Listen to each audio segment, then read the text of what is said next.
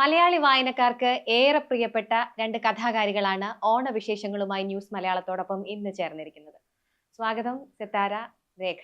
നിങ്ങൾ രണ്ടുപേരെയും തെരഞ്ഞെടുക്കാനുള്ള കാരണം നിങ്ങളുടെ സൗഹൃദമാണ്, അതിലുപരി നിങ്ങളുടെ അതിജീവനമാണ്. അപ്പോൾ ആ സൗഹൃദത്തെ കുറിച്ച് ആദ്യം ഒന്ന് സംസാരിക്കാം. ഞങ്ങൾ 1999 ആദ്യമായിട്ട് കാണുന്നത്. അതിനു മുമ്പ് കഥകൾ അങ്ങോട്ടും ഇങ്ങോട്ടും വായിച്ച പരിചയമുണ്ട്. 99 പ്രസ് അക്കാദമിയിൽ ജേർണലിസം പഠിക്കാൻ വരുമ്പോഴാണ് ആദ്യമായിട്ട് കാണുന്നത്. അപ്പോൾ എനിക്കിപ്പോഴും ഓർമ്മയുണ്ട്, ഒരു പച്ച ഉടുപ്പിട്ട് തിരക്ക് പിടിച്ച് ഞങ്ങളുടെ ക്ലാസ് മുറിയുടെ വാദത്തിൽ വന്ന് നിന്ന് കഥപ്പോട് ഓടി വന്ന്, അവളെ എന്നും ലേറ്റാ, അപ്പോൾ അവൾക്ക് എന്നും ട്രെയിൻ മിസ്സാവും അവൾക്ക്. അപ്പം അങ്ങനെ അതായിരുന്നു ആദ്യത്തെ കാഴ്ച. പിന്നെ പതുക്കെ പതുക്കെ ഞങ്ങൾ സുഹൃത്തുക്കളായി, പിന്നെ ഹോസ്റ്റൽ മേറ്റ്സ് ആയി. അവിടെ നിന്ന് ആണ് ഞങ്ങളുടെ സൗഹൃദം തുടങ്ങിയത്. അപ്പൊ ഇന്നും അതേ ആ രണ്ട് പെൺകുട്ടികളാണ് ഞങ്ങളുടെ സൗഹൃദത്തിൽ ഞങ്ങൾ ഇന്നും. ആ ആഴം ഇപ്പോഴും ഉണ്ടോ? തീർച്ചയായിട്ടും. ഞാൻ പ്രസ് അക്കാദമിയിൽ വരുന്നത് തന്നെ കഥാകാരി സിത്താര ജേർണലിസം പഠിക്കാൻ അവിടെ വരുന്നുണ്ട് എന്ന് പറഞ്ഞു കേട്ടിട്ടാണ്. പക്ഷെ ഞങ്ങൾ രണ്ടുപേരും രണ്ട് സ്വഭാവങ്ങളുള്ള ആളാണ്. ഞാൻ കുറച്ച് കുറുമ്പിയും ബഹളക്കാരിയുമായിരുന്നു. സിത്താര ഒതുങ്ങിയ ഒരു പ്രകൃതമായിരുന്നു. ഒരുപക്ഷെ രണ്ട് സ്വഭാവമുള്ളവരായതുകൊണ്ടായിരിക്കും ഞങ്ങൾ തമ്മിലുള്ള സൗഹൃദം അത്ര ശക്തി പ്രാപിച്ചത്. മറ്റൊന്ന്, ഞങ്ങൾ 3 പേരുടെ ഒരു ടീമായിരുന്നു. നാലാമതൊരു ആൺകുട്ടി കൂടിയുണ്ട് ഞങ്ങളുടെ ഗ്രൂപ്പിൽ. അന്നേ ഞങ്ങൾ ഇങ്ങനെ ഒറ്റക്കെട്ടാണ്. ഞങ്ങൾ 1-ാം ബെഞ്ചിലാണ് ഇരിക്കുന്നത്. പക്ഷെ സിത്താര വളരെ നിശബ്ദയായിരുന്നെങ്കിൽ കുറുമ്പിലൊക്കെ കൂടുമായിരുന്നു. ടീച്ചേഴ്സ് കമന്റ് അടിക്കാൻ, ലീലാവതി ടീച്ചറെ പോലുള്ള വലിയ പ്രതിഭാശാലികൾ മുതലേ ഞങ്ങളെ പഠിപ്പിച്ചിട്ടുണ്ട്. അവരുടെ ക്ലാസ്സിലൊക്കെ ഈ കുറുമ്പ്, ആ പ്രായത്തിൻ്റെതായ കുറുമ്പുകളൊക്കെ കാണിച്ച് അവരെ കുറിച്ച് കമന്റ് ഇട്ട്, ചെറുപ്പക്കാരായ സാറന്മാർ പഠിപ്പിക്കാൻ വരുമ്പോൾ അവരെ വായി നോക്കി, അങ്ങനെയൊക്കെ തന്നെയാണ് ഞങ്ങളുടെ കാലമായിരുന്നത്. സിത്താര വർഷം തോറും സൗദിയിൽ നിന്ന് വരും. അപ്പോഴൊക്കെ ഞങ്ങൾ കാണും. അതൊരു എന്താ പറയാ, നമ്മൾ ഒരു തീർത്ഥാടനം നടത്തില്ലേ, അതുപോലെയായിരുന്നു. ഒരിക്കലേ നമ്മൾ കാണും. ഞാൻ പറയും, ബാക്കി 364 ദിവസവും നമ്മൾ ജീവിക്കുന്നത് ഈ ഒരു ദിവസത്തിന് വേണ്ടിയിട്ടാണ്. ഈ ഒരു ദിവസം നമ്മൾ 4 പേരും കൂടും, കണ്ടു പിരിയുമ്പോൾ നമ്മൾ അടുത്തൊരു വർഷം ജീവിക്കാനുള്ള എനർജി സംഭരിച്ചിട്ടാണ് പോവാറ്. ഈ കാമുകനെ കാണാൻ പോകുമ്പോൾ ഉണ്ടാകുന്ന ഒരു ആകാംക്ഷയും ഒരു എക്സൈറ്റ്മെന്റും ഒക്കെ ഉണ്ട്. അതിനേക്കാളും ഉപരിയായിട്ടുള്ള ഒരു എക്സൈറ്റ്മെന്റ് ആണ് എനിക്ക് ഇവരെ കാണാൻ പോകുമ്പോൾ ഉണ്ടാകുന്നത്. അത്രയും ഞങ്ങൾ കാത്തിരിക്കുന്നതാണ് ഞങ്ങൾ തമ്മിലുള്ള ഒരു കൂട്ടും അതിൻ്റെ ഒരു കാണലും ഒക്കെ. ബാല്യകാലത്തിൽ എഴുത്ത് തുടങ്ങിയിട്ടുണ്ട് എന്ന് ഞാൻ വായിച്ചിട്ടുണ്ട്. ആ കൃതികളിലേക്ക് അല്ലെങ്കിൽ ആ എഴുത്തിലേക്ക് വന്നത്, ഇത് എന്റെ വഴിയാണ്, എഴുത്താണ് ഇനി എന്റെ വഴി എന്നുള്ളത് തിരിച്ചറിയുന്നതൊക്കെ എപ്പോഴാണ്? ചെറിയ കുട്ടിയായിരിക്കുമ്പോഴേ എഴുതുമായിരുന്നു. മാതൃഭൂമിയുടെ ബാലപംക്തിയിലാണ് ഞാൻ എഴുതി തുടങ്ങുന്നത്. മുതിർന്നവരുടെ കൂട്ടത്തിൽ എൻ്റെ ഒരു കഥ വരുന്നത് മാതൃഭൂമി കോളേജ് വിദ്യാർത്ഥികൾക്ക് വേണ്ടി നടത്തിയ മത്സരത്തിൽ സമ്മാനം കിട്ടിയിട്ടാണ്. സിത്താരയുടെ വനിതാ കഥാ അവാർഡ് കിട്ടിയിട്ടാണ് സിത്താരയുടെയും. അങ്ങനെ ഞങ്ങൾ 2 സമ്മാനിതരായിട്ടാണ് കഥാകൃത്തുക്കളായിട്ട് കടന്നു വരുന്നത്. ഒരു ഗ്രാമപ്രദേശത്ത് ഒരു ചെറിയ ജീവിതം നയിക്കുന്ന ഒരു സ്കൂൾ ടീച്ചറുടെ മകളാണ് ഞാൻ. ആ ഗ്രാമത്തിലെ എല്ലാ ആളുകളെയും എനിക്കറിയാം. അപ്പോൾ ഒരു ചെറിയ ജീവിതമാണ്. ഞാൻ വിചാരിച്ചു, കുറെ കൂടി വിശാലമായ ഒരു ലോകം കാണാൻ പറ്റിയ ഒരു തൊഴിൽ, അതെൻ്റെ കഥയെഴുത്തിനെ സപ്പോർട്ട് ചെയ്യുന്ന ഒരു തൊഴിലായിരിക്കണം. അതിന് ഏറ്റവും നല്ലത് ജേർണലിസം ആണെന്ന് ഞാൻ അക്കാലത്ത് തെറ്റിദ്ധരിച്ചു. പിന്നീട് ഞാൻ 17 വർഷം പത്രപ്രവർത്തകയായിരുന്നു. അപ്പം ഞാൻ വിചാരിച്ചു, പത്രപ്രവർത്തകയായിരിക്കുമ്പോൾ നമുക്ക് ഒരിക്കലും സമയം നമ്മുടെ കൈപ്പിടിയിൽ ഒതുങ്ങില്ല. നമ്മുടെ മുൻപിലൂടെ ധാരാളം അനുഭവങ്ങൾ ഇങ്ങനെ ഒഴുകിക്കൊണ്ടേയിരിക്കും. നമ്മളെന്താ പറയുക, ഒരു വെള്ളത്തിൽ മത്സ്യം നിറഞ്ഞൊരു പുഴയിൽ നമ്മൾ കൈയിട്ടിരിക്കുന്നത് പോലെയാണ്. പക്ഷെ നമ്മുടെ കൈപ്പിടിയിൽ ഒരു മത്സ്യവും ഒതുങ്ങില്ല, അതിങ്ങനെ ഒഴുകിക്കൊണ്ടേയിരിക്കും. അതുപോലെയാണ് പത്രപ്രവർത്തകന്റെ അനുഭവം. അയാളുടെ കയ്യിലൂടെ ഒരുപാട് വാഴ്ചകളും വീഴ്ചകളും മനുഷ്യരും കടന്നുപോകും. പക്ഷെ അത് കഥയിലേക്ക് കൊണ്ടുവരുമ്പോൾ വളരെ വളരെ കുറച്ചേ നമ്മുടെ കയ്യിലേക്ക് ഒതുങ്ങുകയുള്ളൂ. മാധ്യമ പ്രവർത്തനത്തിലേക്ക് സിത്താര വന്നില്ല, അതെന്തുകൊണ്ടായിരുന്നു? കോഴ്സ് കഴിഞ്ഞ ഉടനെ വിവാഹം കഴിഞ്ഞ് സൗദിയിലേക്ക് പോയി. ആകെ ചെയ്യാവുന്ന ജോലികൾ നഴ്സിങ്ങും ടീച്ചിങ്ങുമാണ്. അതുകൊണ്ടാണ് ഒട്ടും താല്പര്യമില്ലാതിരുന്ന ടീച്ചിങ് എന്നുള്ള ഒരു ഇതിലേക്ക് ഞാൻ മാറിയത്. സിത്താരയുടെ ടീച്ചിങ് അനുഭവം നല്ല രസമായിരുന്നു. സിത്താര പറയും, അവിടെ എല്ലാ രാജ്യത്തെയും കുട്ടികളുണ്ട്. അപ്പോൾ ഓരോ രാജ്യത്തെ കുട്ടികൾക്കും ഓരോ സ്വഭാവമാണെന്ന് സിത്താര പറയും. എനിക്ക് പ്രത്യേകിച്ച് ഓർമ്മ വരിക, അഫ്ഗാനിൽ നിന്ന് വരുന്ന കുട്ടികൾ, സിത്താര പറഞ്ഞത് ഓർമ്മയുണ്ട്. അഫ്ഗാനിൽ നിന്ന് വരുന്ന കുട്ടികൾ ഇങ്ങനെ പേടിച്ചരണ്ട മുഖഭാവമായിട്ട്. അന്ന് അഫ്ഗാനിൽ വലിയ കലാപമൊക്കെ നടക്കുന്ന സമയമല്ലേ. ഒരു നാട്, ഒരു ജനതയെ എങ്ങനെ അവരുടെ ഒരു പൊതു സ്വഭാവം ഉണ്ടാക്കുന്നു എന്നുള്ളതിൻ്റെ ഒരു വേർഷൻ ഞാൻ അവിടെ കണ്ടിട്ടുണ്ട്. കാരണം പല പല രാജ്യത്തു നിന്നുള്ള കുട്ടികളുണ്ടായിരുന്നു. പലസ്തീനിൽ നിന്നുള്ള ഒരു കുട്ടി ഉണ്ടായിരുന്നു, വലീദ് എന്ന് പറഞ്ഞിട്ട്. അപ്പോൾ അവൻ ഭയങ്കര വികൃതിയായിരുന്നു. അപ്പോൾ അവൻ ഒരു ദിവസം ഞാൻ ഇംഗ്ലീഷ് ക്ലാസ്സുകളിലൊക്കെ സാധാരണ കൊടുക്കാറുള്ള ഒരു ചോദ്യം ഞാൻ ചോദിച്ചു. നിങ്ങൾ നിങ്ങളുടെ രാജ്യത്തിൻ്റെ പ്രധാനമന്ത്രി ആയിരുന്നെങ്കിൽ എന്ത് ചെയ്തേനെ? അത് സാധാരണ ഇംഗ്ലീഷ് ക്ലാസ്സുകളിൽ കൊടുക്കാറുള്ള ഒരു എസ്സേ ക്വസ്റ്റ്യൻ ആണ്. അപ്പോൾ ഈ കുട്ടി പൊതുവേ ഭയങ്കരമായി ഉല്ലസിച്ച് വർത്താനം പറഞ്ഞ് വികൃതി കാട്ടിയിരിക്കുന്ന ഈ കുട്ടി വളരെ നിശബ്ദനായി സങ്കടപ്പെട്ടിരിക്കുകയാണ്. അപ്പം ഞാൻ ചോദിച്ചു, എന്ത് പറ്റി, എന്താ എഴുതാത്തത്? എനിക്കൊരു രാജ്യം പോലും ഇല്ലല്ലോ, പിന്നെ എങ്ങനെയാണ് ഞാൻ എഴുതേണ്ടത്? അപ്പം ഞാൻ ആകെ സ്റ്റക്കായിപ്പോയി. അപ്പം അങ്ങനെയുള്ള ഒരുപാട് ഒരുപാട് അനുഭവങ്ങൾ അവിടെ സൗദിയിലുള്ള ഒരു ടീച്ചിങ് കാലയളവിൻ്റെ ഇടയിൽ എനിക്കുണ്ടായിട്ടുണ്ട്. മാം എഴുതിയ കഥകളിൽ ഏറ്റവും പ്രിയപ്പെട്ടത് ഏതാണ്? അങ്ങനെ ഒരു പ്രിയപ്പെട്ട കഥ ഒറ്റ ഒന്നായി പറയാനില്ല. ചില കഥകൾ ചില പ്രത്യേക കാരണങ്ങൾ കൊണ്ട് ഇഷ്ടമാണ്. മറ എന്നുള്ളൊരു കഥ ഈ അടുത്ത് എഴുതിയത്, അത് ഇഷ്ടമാണ്. പിന്നെ അഗ്നി എന്നുള്ളൊരു കഥ പൊതുവെ കുറച്ച് ചർച്ച ചെയ്യപ്പെട്ട ഒരു കഥയായിരുന്നു, കുറെ വർഷങ്ങൾക്ക് മുമ്പ് എഴുതിയത്. പക്ഷെ ഈ മറ എന്നുള്ള കഥ അവളുടെ ജീവിതത്തിൽ അറം പറ്റിയതുപോലെയെന്ന് സിത്താരയുടെ പങ്കാളിയായിരുന്ന പമ്മി മരിച്ചുപോയി 1.5 വർഷം മുമ്പ്.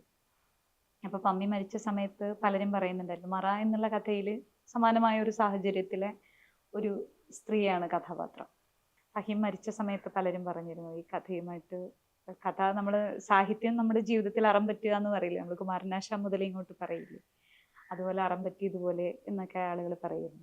പിന്നെ രോഗം, ആ രോഗത്തിന് അതിജീവിച്ചത്, അത് പബ്ലിക്കിന്റെ മുന്നിൽ വന്ന് പറഞ്ഞു, ഞാൻ ഈ രോഗത്തിന്, എനിക്ക് ഈ രോഗമുണ്ട്. അതിനുള്ള ധൈര്യം എവിടുന്നാ വന്നത്? ആ ധൈര്യം ഞാൻ ചോദിച്ചത്, ആ ധൈര്യം ആണോ ഈ കൃതികളിലെല്ലാം അടങ്ങിയിട്ടുള്ളത്? എന്ത് കാര്യം ഉണ്ടെങ്കിലും, ഇപ്പോൾ എന്ത് വിഷമമാണെങ്കിലും സങ്കടമാണെങ്കിലും സന്തോഷമാണെങ്കിലും അത് പൊതുവേ ഓപ്പണായി പറയുന്ന ഒരാളാണ് ഞാൻ. അതും സൊസൈറ്റിയിൽ എന്ത് റെസ്പോൺസ് അതിൽ നിന്നുണ്ടാവും, അല്ലെങ്കിൽ അത് എന്നെ നെഗറ്റീവായി ബാധിക്കും, അങ്ങനെ ഞാൻ ഒരിക്കലും ചിന്തിക്കാറില്ല. പക്ഷെ നേരെ മറിച്ച് ചിലപ്പോൾ നെഗറ്റീവ് എന്തെങ്കിലും ഉണ്ടായാൽ അതെന്നെ ബാധിച്ചേക്കില്ല എന്നില്ല, ചിലപ്പോൾ ഞാൻ അഫക്റ്റഡ് ആയേക്കാം. ആ ഒരു പേടി കൊണ്ട് പക്ഷെ ഞാൻ ഒരിക്കലും ഓപ്പൺ ആവാതെ ഇരിക്കാറില്ല. രേഖ മാമിന് MT ആയിട്ട് അഗാധമായ ബന്ധമുണ്ടെന്ന് ഞാൻ കുറച്ച് ആർട്ടിക്കിൾസ് ഒക്കെ വായിച്ചപ്പോൾ എനിക്ക് മനസ്സിലായി. പക്ഷെ യഥാർത്ഥത്തിൽ എനിക്ക് MT അടുപ്പം പത്മനാഭനോടാണ്. ഒരു കൃതിയില് പത്മനാഭന്റെ 2 കഥകളില് എന്നെ കഥാപാത്രമാക്കിയിട്ടുണ്ട്. കാലവർഷം, രാത്രിയുടെ അവസാനം എന്നിങ്ങനെ.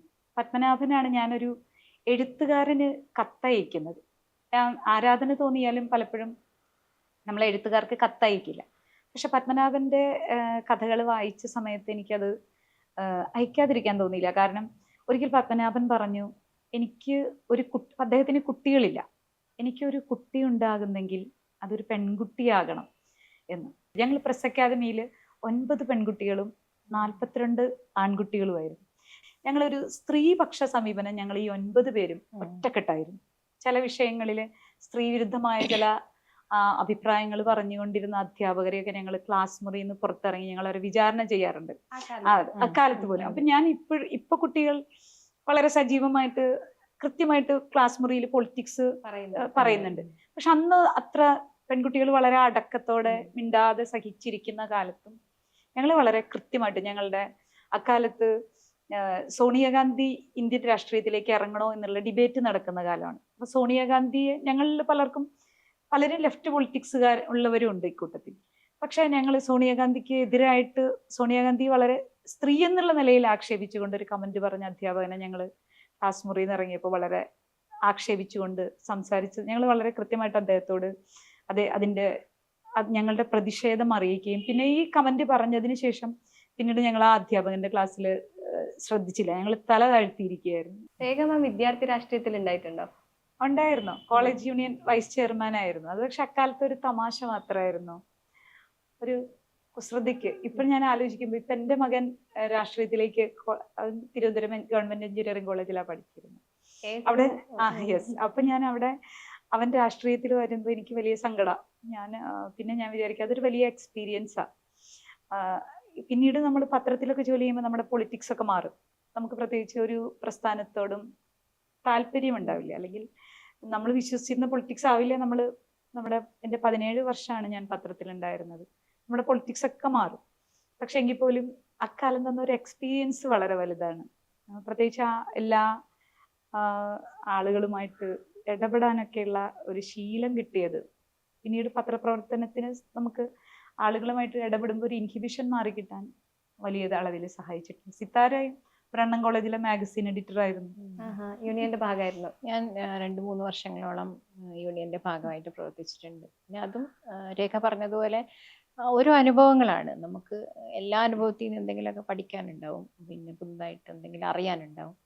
അപ്പോൾ തീർച്ചയായിട്ടും അതും ഒരു പഠനകാലമായിരുന്നു. ഓണ ഓർമ്മകളൊക്കെ എങ്ങനെയാ? നാട്ടിൻപുറത്തെ കുറിച്ച് വളരെ വളരെ മനോഹരമായ ഭാഷയിൽ എഴുതിയിട്ടുള്ളത് ഞാൻ കണ്ടു. ആ ഓർമ്മകളൊക്കെ ഒന്ന് അത് കഥ പോലെ ഒന്ന് പറഞ്ഞു തരും. ഓണം നമ്മളെ സംബന്ധിച്ചിടത്തോളം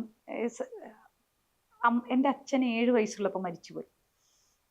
അടുത്ത വർഷം ഓണമായപ്പോൾ, ഓണത്തിനാണ് നമുക്ക് ഒരു ഉടുപ്പൊക്കെ കിട്ടുക. ഞങ്ങൾ പെട്ടെന്ന് സാമ്പത്തികമായിട്ട് വലിയ പ്രതിസന്ധിയിലായി. അച്ഛൻ മരിച്ചു, ഞങ്ങൾ 5 മക്കളായിരുന്നു. അപ്പോൾ ഒരു വലിയ പ്രതിസന്ധിയിലേക്ക് പോയി. അപ്പോൾ അടുത്ത വർഷം ഓണമായപ്പം ഞാനിങ്ങനെ വാശി പിടിച്ചു, എനിക്ക് ഓണക്കോടി വാങ്ങിത്തരണം. കാരണം നമുക്കൊരു നല്ല ഉടുപ്പ് കിട്ടുന്നത് ഓണത്തിനാണ്. അപ്പം നമുക്ക് മലയാളികൾക്കൊരു ശീലമുണ്ടല്ലോ, നമ്മുടെ ഏറ്റവും അടുത്ത ആൾ മരിച്ചാൽ നമ്മൾ അടുത്ത വർഷം ഓണം ആഘോഷിക്കില്ല. അത് എനിക്ക് ഏറ്റവും സങ്കടമുള്ള അനുഭവമാണ്. അപ്പോൾ എനിക്ക് ഓണത്തിൻ്റെ അന്ന് വരെ വീട്ടിൽ ഉടുപ്പ് വാങ്ങിത്തരുന്നില്ല. അപ്പം ഞാൻ ചെറിയ കുട്ടിയാണ്, എനിക്ക് 8 വയസ്സ് 7.5 വയസ്സ്. അപ്പം ഞാൻ വാശി പിടിച്ചു എനിക്ക് ഉടുപ്പ് വാങ്ങിത്തരണം. അപ്പോൾ അത് കഴിഞ്ഞ് ഓണം കഴിഞ്ഞ് പിറ്റേ ദിവസം പോയി, 2ാം ഓണത്തിൻ്റെ അന്ന് അമ്മ പോയി ഒരു ഉടുപ്പ് വാങ്ങിക്കൊണ്ടുവന്നു. അപ്പം അതിൽ നമ്മുടെ അമ്മയുടെ കണ്ണീര് എത്ര പതിഞ്ഞിട്ടുണ്ടാവുമെന്ന് പിന്നീടാണ് നമ്മൾ തിരിച്ചറിയുന്നത്. അന്ന് നമ്മൾ തിരിച്ചറിയുന്നില്ല. പിന്നെ എൻ്റെ അമ്മയ്ക്ക് വളരെ പരിമിതമായ ഒരു പ്രൈമറി സ്കൂൾ ടീച്ചറുടെ പരിമിതമായ വരുമാനം ഉണ്ടായിരുന്നുള്ളൂ. പക്ഷേ ഈ ഓണം വരുമ്പോൾ അമ്മയുടെ നാട് വലപ്പാടാണ്. ഞങ്ങൾ താമസിച്ചിരുന്നത് അച്ഛൻ്റെ നാട് ഇരിങ്ങാലക്കുടയ്ക്ക് അടുത്താണ്. അവിടെ അമ്മയുടെ നാട്ടിൽ അമ്മയുടെ ഒരു ബന്ധുവുണ്ട്, ആനു എന്നാണ് ഞങ്ങൾ വിളിക്കുക, ഒരു അമ്മൂമ്മയാണ്. ആനു ബുദ്ധിപരമായിട്ട് ചെറിയ ദൗർബല്യമുള്ള ആളാണ്.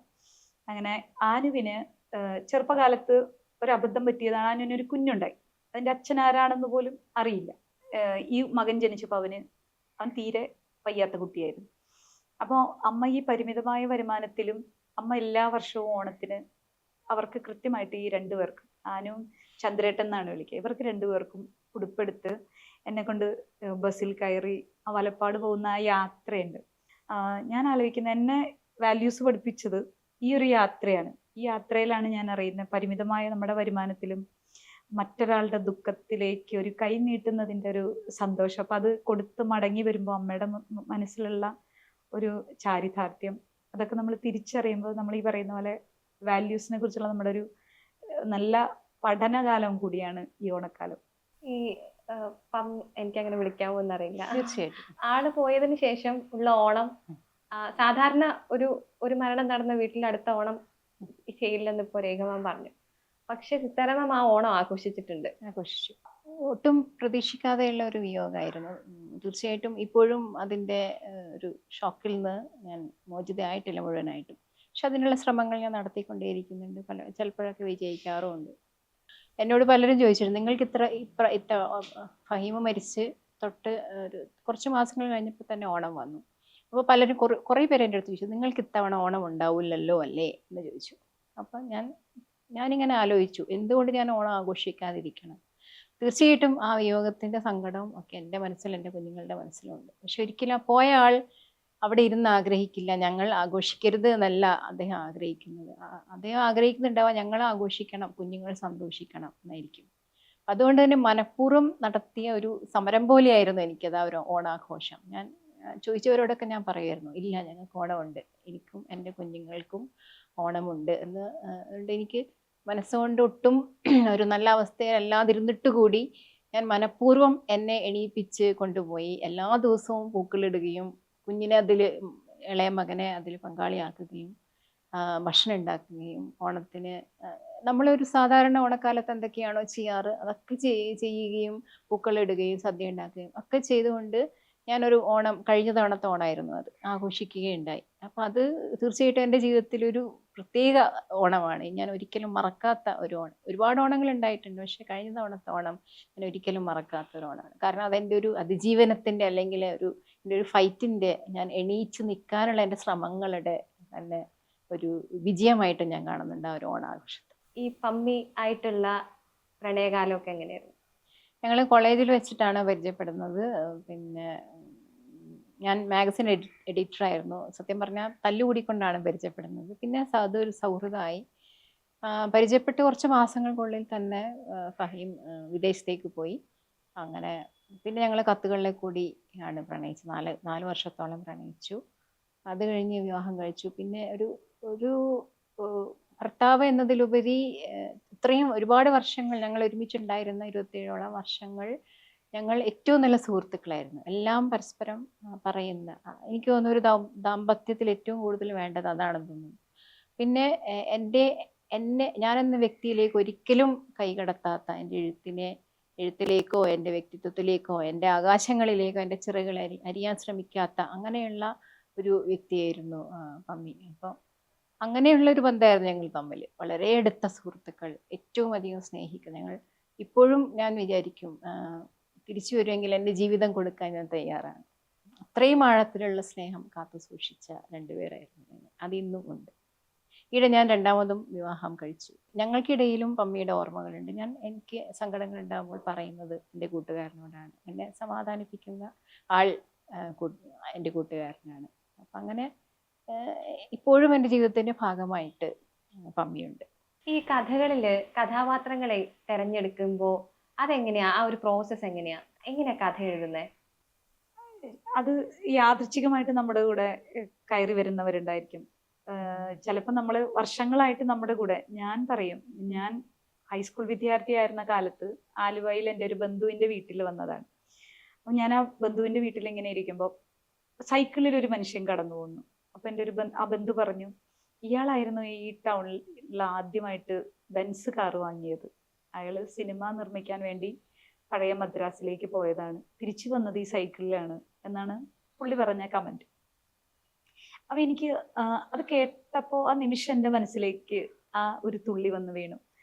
പക്ഷെ ഞാൻ ആ കഥ എഴുതുന്നത്, ഞാൻ 15-16 വയസ്സിൽ കേട്ട കഥ ഞാൻ എഴുതുന്നത് 35 വയസ്സിലാണ്.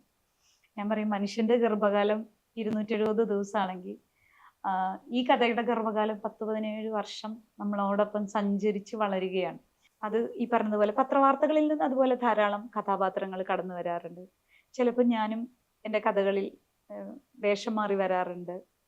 അങ്ങനെ പലതരത്തിലുള്ള കേട്ട അനുഭവങ്ങൾ ഉണ്ടാവാം, ചില സുഹൃത്തുക്കൾ പങ്കുവയ്ക്കുന്ന അനുഭവങ്ങൾ ഉണ്ടാവാം. ഞാൻ ഇന്ന് വരെ സിത്താരോട് ചോദിച്ചിട്ടില്ല അഗ്നിയിലെ പ്രിയ അവൾക്ക് എവിടെ നിന്നാണ് കിട്ടിയത് എന്ന്.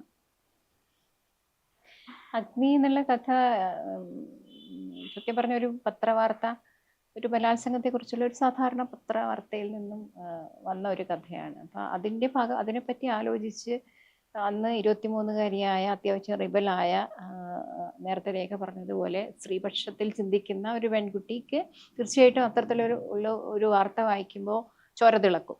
എൻ്റെയും ചോര തിളച്ചു. അപ്പം അത് ബേസ് ചെയ്തിട്ട് അത് മനസ്സിൽ കിടന്ന് അതുമായി റിലേറ്റഡ് ആയിട്ടുള്ള ഒരു കഥ എഴുതണം. അതും അങ്ങനെ എഴുതണം എന്ന് വിചാരിച്ച് എഴുതിയതല്ല. ആ കൃത്യസമയത്ത് ഭാഷാഭൂഷണിയിൽ നിന്നും ശ്രീ KC നാരായണൻ എൻ്റെ അടുത്ത് ഒരു കഥയൊക്കെ ചോദിച്ചു. അപ്പോൾ ഞാൻ ഈ ഒരു വിഷയത്തെ പറ്റി എഴുതാമെന്ന് വിചാരിച്ചു. അങ്ങനെ ആലോചിച്ചു തുടങ്ങി. ഈ പ്രിയയൊക്കെ അതിൻ്റെ ഭാഗമായി അങ്ങനെ എന്താ പറയുക, അങ്ങനെ അങ്ങ് വന്നതാണ്. അല്ലാതെ ഞാൻ ആലോചിച്ചുണ്ടാക്കിയ ഒരു കഥാപാത്രമല്ല, അതിന് ഒരു മോഡലും ഇല്ല, അങ്ങനെ വന്നതാണ്. പക്ഷെ ചിലപ്പോഴൊക്കെ നമുക്ക് കഥാപാത്രമായിരിക്കും നമ്മുടെ മുന്നിൽ ആദ്യം വരിക. ആ ഒരു കഥാപാത്രം ജീവിതത്തിന്റെ വഴികളിൽ എവിടെയെങ്കിലും നമ്മൾ കണ്ടു കാണും. അപ്പൊ ആ ഒരു കഥാപാത്രത്തിനെ ബേസ് ചെയ്ത് പിന്നെ കഥ ഡെവലപ്പ് ചെയ്ത സംഭവങ്ങളും ഉണ്ടായിട്ടുണ്ട്. പ്രിയയിൽ എത്ര ശതമാനം സിത്താരയുണ്ട്? പ്രിയയിൽ ഒരു 20% കാണും. പിന്നെ ഈ ഗ്യാപ്പ് വന്നത് ഈ ഇഷ്യൂസിന്റെ ഒക്കെ ഇടയിലായിരിക്കും അല്ലേ? അതെ. ഞാൻ കുറേ വർഷങ്ങൾ എഴുതാതെയൊക്കെ ഇരുന്നിട്ടുണ്ട്. ഇടയിൽ ക്യാൻസർ വന്ന സമയത്ത് വലിയൊരു ഗ്യാപ്പ് വന്നിട്ടുണ്ട്. അപ്പോൾ ഒന്നും എഴുതാനേ പറ്റുന്ന ഒരവസ്ഥയിലായിരുന്നില്ല. പിന്നെ അതിൽ നിന്ന് റിക്കവറായി വന്നു. പിന്നെ ഒരു പൊതുവായ ഒരു അലസത, മടി. സത്യത്തിൽ സിത്താര അലസത വളരെ കുറവുള്ള ഒരാളാണ്. സിത്താര അതിന് ധാരാളം ട്രാൻസ്ലേഷനുകൾ ചെയ്തിട്ടുണ്ട്.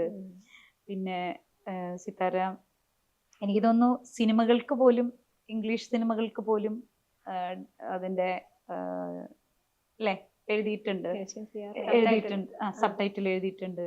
അങ്ങനെ എഴുത്തിന്റെ രംഗത്ത് സജീവമായിട്ടുണ്ട്.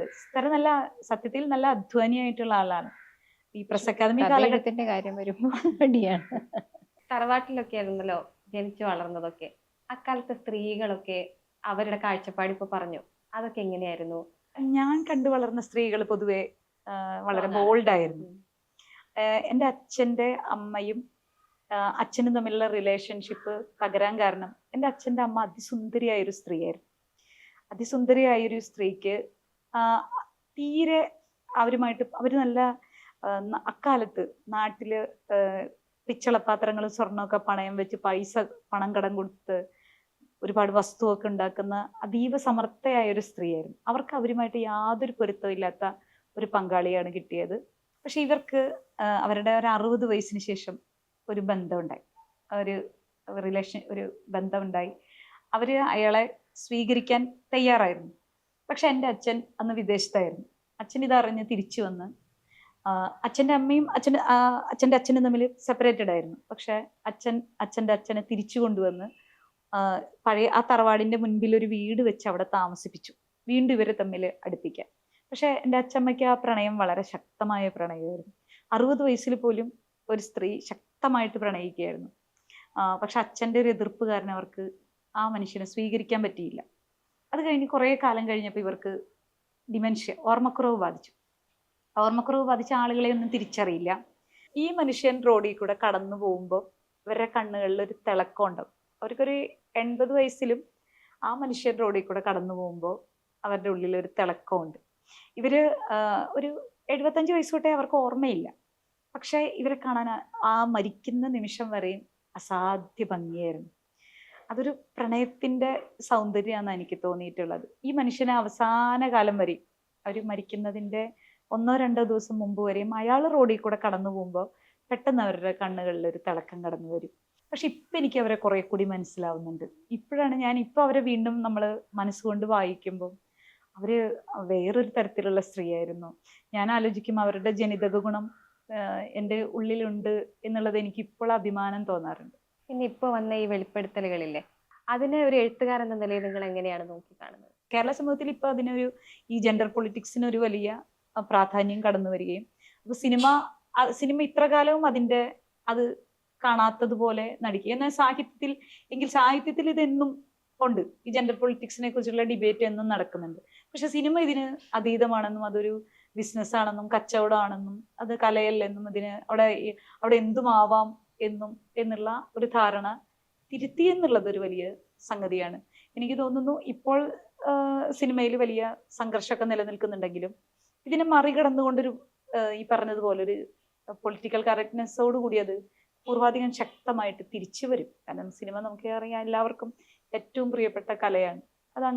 അതിനെ ഒരു മാറ്റത്തിന് ഇത് നല്ലതാണ്. ഇപ്പൊ നമുക്ക് ഒരു പക്ഷേ സിനിമയിൽ വലിയ പ്രതിസന്ധി ഉണ്ടായേക്കും എന്നൊക്കെ തോന്നുമെങ്കിലും അതൊരു വലിയ മാറ്റത്തിന് മുന്നോടിയായിട്ടുള്ള ഉഴുതുമറിക്കലായിട്ടാണ് എനിക്ക് തോന്നിയിട്ടുള്ളത്.